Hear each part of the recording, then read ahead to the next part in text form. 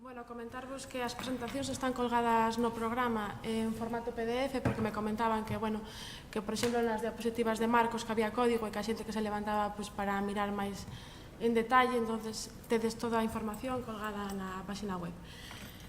Bueno, ahora é o turno de Pilar Romero Martínez, que ven do Instituto Galego de Estatística, e a súa presentación titúlase Explotación dos datos da mostra continua das vidas laborais con DPLIR, claridade e rapidez. Bueno, bos días a todos. Antes de nada, quería agradecer a organización das jornadas, que invitase ao Instituto a participar.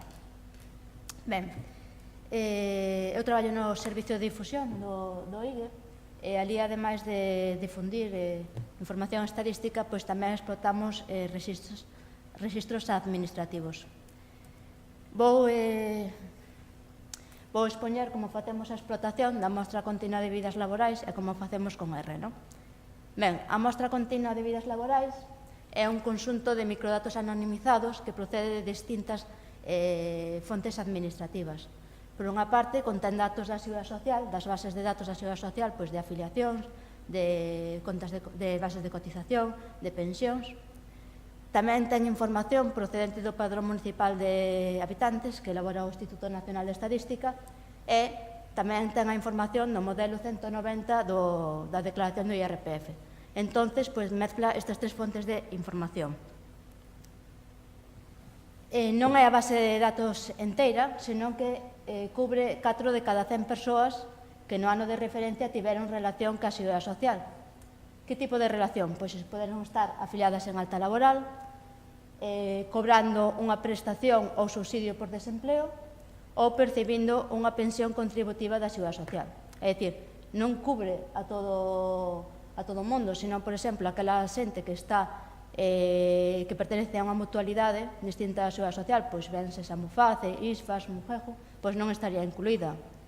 Tampouco están aquelas persoas que están paradas pero que non perciben ninguna prestación contributiva por desempleo nin un subsidio, nin as persoas que perciben unha pensión non contributiva da Seguridade Social. Que obxectivo perseguimos coa explotación da mostra? Pois clasificar a poboación segundo a súa relación ca Seguridade Social, analizar as características destas relacións laborais que teñen, a parcialidade, temporalidade, permanencia nunha determinada empresa, etc. Proporcionar información sobre a estabilidade laboral e o tempo traballado ao longo da vida laboral dos traballadores e tamén estudiar salarios e bases de cotización, por iso o cruce co modelo 190 da Axencia Tributaria. Ben, cada edición cada ano a mostra ten dous formatos. Un primeiro deles que se proporciona sin os datos fiscais, que sempre que o facilitan con antelación, e despois a mostra con datos fiscais, que é o que nós explotamos no IGE, vale? Consta de todos estes ficheiros, hai unha tabla de persoas que ten un rexistro por cada persoa, onde teñen todas as variables de sexo, idade, nivel de estudios, residencia. Están todos anonimizados, é dicir, nós en ningún momento podemos saber quen son esas persoas, vale? Depois teríamos o ficheiro de afiliacións, onde aí están as afiliacións en alta laboral e tamén os episodios de desemprego, tanto contributivo como non contributivo. Depois temos as bases de datos de cotizacións, onde aparece a cotización deses traballadores, a Seguridade Social, unha táboa de persoas que conviven, que está sacada do Padrón Municipal de Habitantes, que son as persoas que están inscritas na mesma folla padronal, e despois, finalmente, os datos do modelo 190 da Axencia Tributaria, os datos de fiscais. E vedes aí un poquinho tamén os tamaños que teñen estas táboas, algunhas delas pasan os 20 millóns de rexistros, aunque nós no IGE solamente traballamos cos datos referentes a aquelas persoas que teñen a súa residencia en Galicia, entonces o tamaño diminúe un pouquiño. Por que é tan grande? Porque tanto nas táboas de afiliados como de bases de cotización non teñen os datos solamente dese ano, senón de toda a vida laboral dos traballadores para atrás, é dicir, os traballos que tuveron desde que empezaron a traballar, desde 1960, xa hai información. Aquí hai un esquema un poquinho así de como se relacionan as tablas. Todas as tablas teñen o identificador da persoa, que nos permite ser relacionadas co ficheo de persoas. Despois, por exemplo, para enlazar o ficheo de persoas co de afiliación, o de persoas ca afiliacións, relacionaríanse co identificador de persoas, pero as afiliacións cas bases de cotización, pois necesitaríamos o identificador de persoa a máis o da empresa, o código da conta de cotización. E para relacionado co fiscal, pois tendríamos que ter o identificador da persoa a máis o do pagador, que non é o mesmo co da conta de cotización. Cales son as fases que seguimos no IGE para explotar a mostra? Primeiro, a Seguridade Social nos manda os ficheiros en TXT. No servicio de difusión ou no servicio de informática do IGE, pois importan estes ficheiros a unha base de datos en SQL Server. Unha vez que temos os datos en SQL Server, facemos un proceso de depuración con R.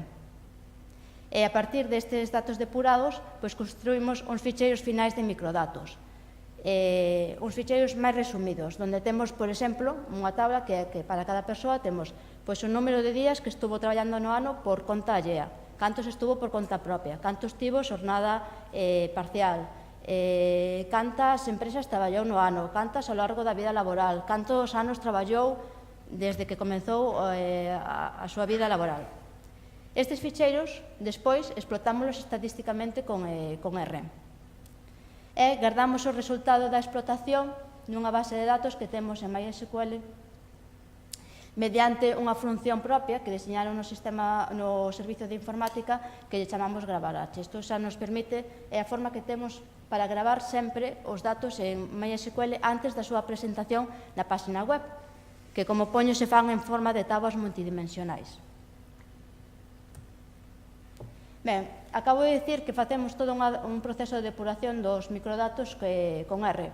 Por que se xa proceden dun registro administrativos? Pois porque encontramos incongruencias nos datos que nos manda a Seguridade Social. Por exemplo, temos prestacións contributivas de desempleo con duración superior aos 2 anos. Iso é imposible. De feito, temos algunha que está de alta desde o ano 1980. Entón, claro, eses problemas temos que solucionar. Tamén se dá o caso de prestacións por desempleo que coinciden con persoas que están, en teoría, cobrando unha prestación por desempleo e ao mesmo tempo teñen un traballo por conta propia ou un traballo por conta allea pero con xornada completa. E iso non é legal, entón aí hai un problema. E tamén temos incongruencias entre outras variables da mostra, como, por exemplo, a idade, a data de nacemento que lle figura nesa persoa no padrón ou na base de datos da Seguridade Social, e o tempo que te leva traballado, que pode ser que leve traballando máis tempo, que empezaba a traballar incluso antes de que nacera, se nos fiamos desos datos, non? Entón, temos que depuralos. Por exemplo, na depuración das relacións de desemprego, o primeiro que comparamos é collemos da táboa de afiliacións, collemos as relacións por desempleo contributivas e cruzámola ca de base de datos de contas de cotización, porque cando estás cobrando unha prestación contributiva por desempleo, cotizas a Seguridade Social. E miramos cal foi o último mes para o que tuvo unha base maior que cero. Entón, sabemos que a partir dese mes a persoa non estuvo cobrando unha prestación contributiva por desempleo. Pudo estar cobrando un subsidio, pero xa irían dentro de outro registro.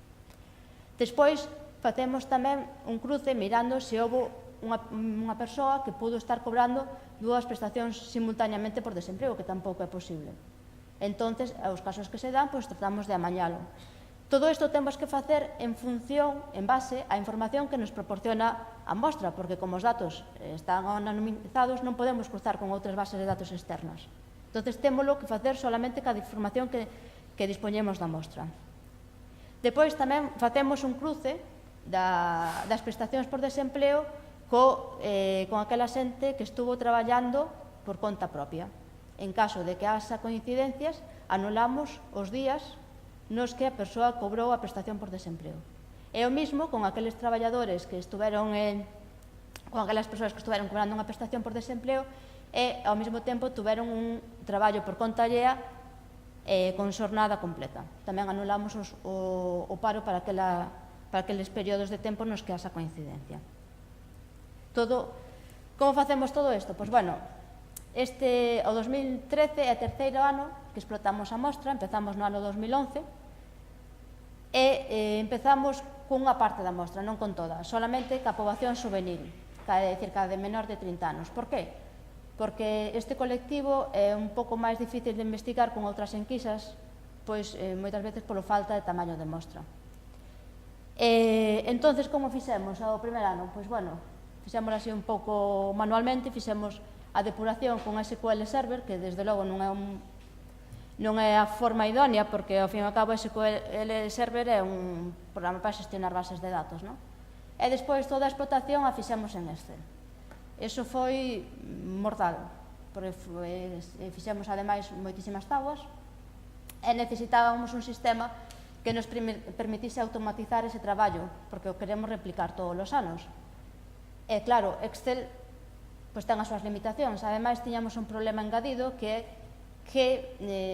cando firmamos a cesión de datos pola parte da Seguridade Social nos comprometemos a censurar algúns datos. É dicir, a Seguridade Social nos di que se para un cruce hai máis de 50 registros, máis de 50 persoas, podemos difundir sin ningún problema. Se hai entre 20 e 50, podemos difundir o dato, pero indicando que hai problemas. E para menos de 20 persoas non podemos dar esa información. Entón, tamén necesitábamos unha forma de automatizar toda esa censura de datos. Entón, na edición 2012, que xa pasamos a explotar toda a mostra, non solamente a poboación juvenil, pois, como xa estábamos no instituto, no IDE, pois empezando a programar en R, pois nos lanzamos. Dixemos, pois vamos a programar a explotación da mostra pois en R. Pois, bueno, foi un traballo duro, porque ademais era totalmente inexpertos, e claro, pois o que igual alguén fai nunha línea de código, pois nós igual metíamos 5, porque os programas non están automatizados para nada, non?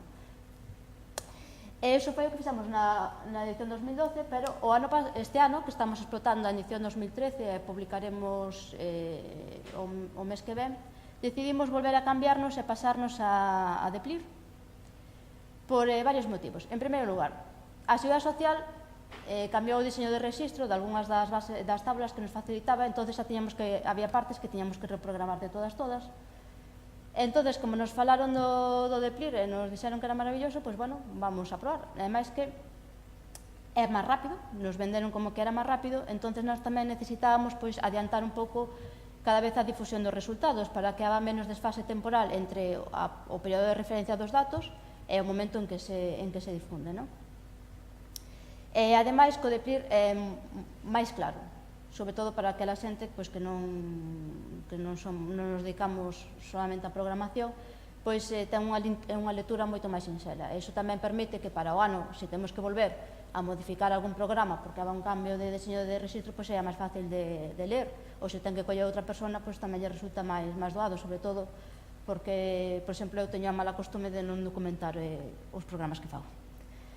Ben, bueno, o Deplir implementa unha sintaxe en cadea, polo que o código que xeneramos é moito máis sinxelo de ler que, por exemplo, a sintaxe anidada, non?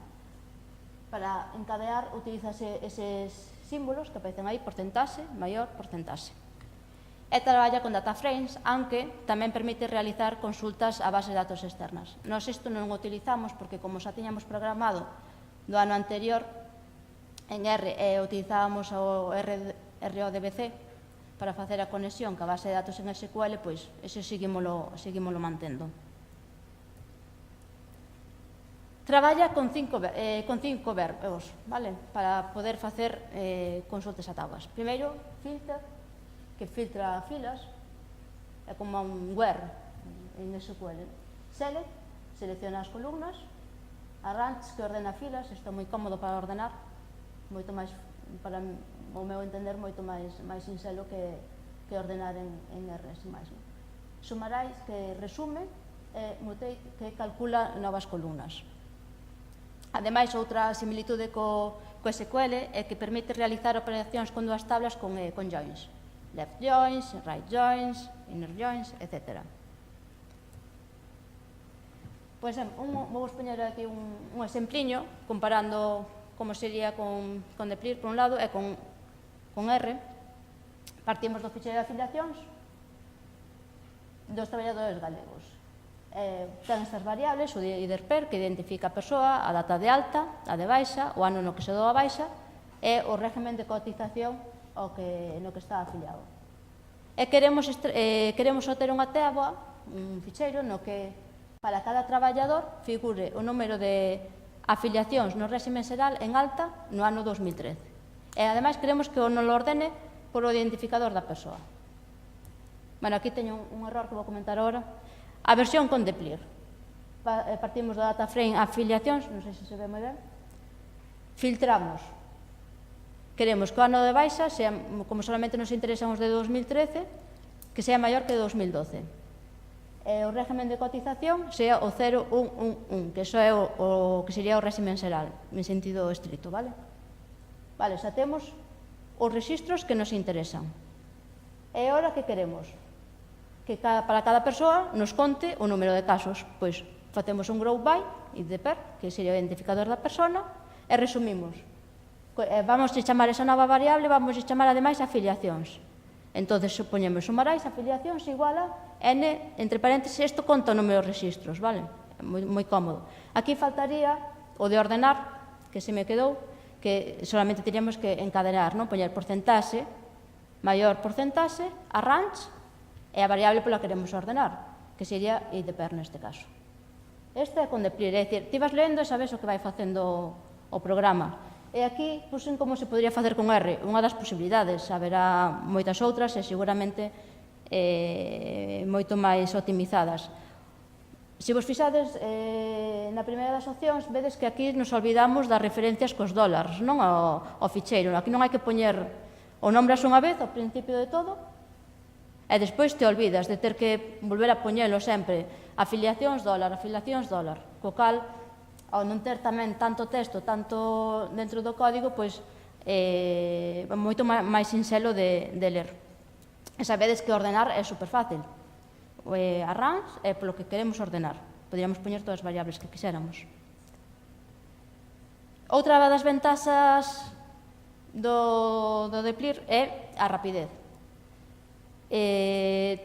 Aquí puse unha comparación de tempos cunha liña de código, unha cousiña moi sinxela, que o que facemos é, da mesma táboa que teñamos antes, do mesmo ficheiro de afiliacións, do data frame, queremos seleccionar as persoas, as distintas persoas que hai, e ordenalas polo seu código, polo seu IDERPER. Pois collemos ficheiro afiliacións, seleccionamos IDERPER e collemos os distintos. Distint e arrange, ordenamos por IDERPER. Unha línea, sencillito. E o tempo o temos abaixo, nada. Darlle e executa. E a continuación poño como se faría con R. Seguramente, sabedes que aquí xa o código é un pouco máis lioso, máis grande, e vemos que xa a duración xa é maior, vale? Se lle leva un ratiño máis. As probas fixenas no meu ordenador do traballo, claro, ao mesmo tempo, pode variar, non? As diferencias non é moita, pero segundo vamos complicando o exemplo, os tempos vanse incrementando. Entón, vou poñer outro exemplo desta comparación de tempos. Fixen un pequeno programa para calcular para cada persoa o tempo que estuvo traballando ao largo da súa vida laboral, porque non é unha variable que veña dada pola Seguridade Social, vale? Entonces, non é algo inmediato, porque non podemos calcular unha diferencia de datas entre a data de baixa da relación de afiliación e a data de alta, porque as persoas poden ter varios traballos simultaneamente, non? Pódense dar cada unha desas tres casuísticas, de que unha persoa teña empleos consecutivos, así poderíamos sumar, pero tamén pode haber empleos que estén superpostos no tempo, parcial ou totalmente. Entonces, ademais que unha persona pudo ter infinidade de relacións laborais simultaneamente, nin unha nin dúas, é dicir, 20 ou 30, hai casos. Claro, non podemos facelo con mínimos, máximos, complícase. Entonces, fixen un programiña para calcular, que me devolve para cada ano, desde o ano 1960, cantos días estuvo de alta laboral nese ano. Este, como fixen co Deplir, bueno, é un pouco máis lioso porque primeiro de nada que comproba se o ano é bisiesto ou non é bisiesto e depois vai sacando o número de días. Ben, executar con Deplir para o ano 2012 este programa levoulle ese tempo que son aproximadamente 8 minutos, que é bastante. Pero é que con R lle leva algo máis de media hora. Que o programa non está optimizado, xa sei, pero bueno, a diferencia de tempos é significativo. Isto para un ano, se o replicamos varios anos, sería máis tempo. É claro, bueno, para min é unha ventaxa importante, xuntado a que o código é bastante fácil máis fácil de ler, non? Ora vou un pouco dicir que resultados publicamos da explotación desta mostra. Facemos como dous módulos, un da población total, de toda a poboación de 16 ou máis anos, e aquí publicamos datos para Galicia, para provincias e para os 7 grandes concellos. Non publicamos para todos os concellos porque a Seguridade Social solamente identifica os concellos de máis de 50.000 habitantes, creo recordar. E depois tamén publicamos o módulo de población juvenil, que para manter o que difundimos do ano 2011. Aquí solamente hai datos para Galicia e provincia, por falta de tamaño mostral, non? Que publicamos? Pois a clasificación da poboación segundo a relación que tuvo ca Seguridade Social nese ano, pois estuvo traballando, se solamente tuvo relacións de alta laboral, se estuvo traballando todo o ano, parte do ano, se cobrou algunha prestación por desempleo, se compatibilizou traballo e cobro de prestacións por desempleo. Depois tamén difundimos información sobre as características das relacións laborais, non? Pois os traballadores afiliados en ata laboral segundo o sexo, a idade, o tempo que estivo traballando, o número de empresas nas que traballou no ano, ao largo da vida laboral. Depois datos de bases de cotización, tanto media como mediana, publicamos por sexo, idade, nacionalidade, grupos de cotización, os sectores de actividade para ver as diferenzas, non? E tamén os datos de salarios, que quizás son así os máis injundiosos, porque hai outras fontes de información que facilitan datos de salarios da Axencia Tributaria. O caso que teñen o inconveniente de que na Axencia Tributaria teñen os datos do modelo 190, pero ese salario que cobran non saben se esa persoa estuvo traballando todo o ano ou parte do ano. Entón, pode ser que unha persoa tuvera un salario de 12.000 euros, pero que solamente traballara en 2 meses. Pero iso a Axencia Tributaria non o sabe. E a ventaxe da mostra é que permite cruzar o tempo que estuvo traballando co salario que percibiron. Algún dos datos que os poño aquí son do ano 2012, porque o 2013 xa vos digo, vamos a publicar ora para o mes de novembro. A primeira é a media mediana das bases de cotización por grupos de idade, non? Pois aquí quizás non haxa moita diferencia entre a media e mediana que si pode haber nos salarios, porque as bases de cotización, dependendo do grupo de cotización ao que pertenza ao traballador, pois están acotadas. Xa me pasei. Bueno, nada, pois son datos que están todos publicados na web, sabedes datos de bases de cotización por os 7 grandes concellos. Depois está unha distribución dos salarios en función das persoas segundo o salario que cobraron, en función de se estuveron traballando todo o ano ou parte do ano, que isto é o que vos dicía que non tiña a información que non tiña a Axencia Tributaria. E depois tamén temos aquí datos, estos sí son datos de salarios, de medias e medianas, por sexo, por tempo traballado, ao largo da vida laboral, porque se ve como o salario incrementa, senón a partir de, según vai aumentando o tempo que leva a persoa incorporado ao mercado laboral. E aquí tamén algún gráfico que fixemos incluso con R, que temos publicado nun estudio de salarios, onde se ve a idade dos salarios para os 7 grandes concellos de Galicia. Bueno, entonces así, non sei se tendes alguna cuestión. Se alguén ten alguna pregunta para Pili? Que debemos explicar un tema maravilla. Gracias, Pili.